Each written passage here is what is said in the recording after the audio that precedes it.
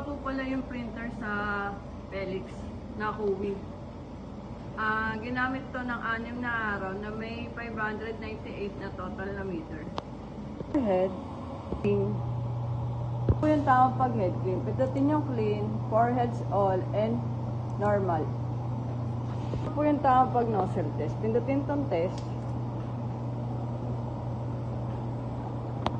Ito naman po yung nozzle test. Buo naman po siya. System ay tama lang. Tank nilinis na Sabado. And ground wire. Yan yung use supplies. Ito po yung un-in-use supply. Ito po pala yung DTF QAP. Ginagamit po siya sa Kuwi printer. Yung powder, goods pa naman yan. Yung cleaning solution, ito yung CMYK sa Kuwi printer. Ito naman po yung pin. Yung output record, nakalagay naman po siya sa system.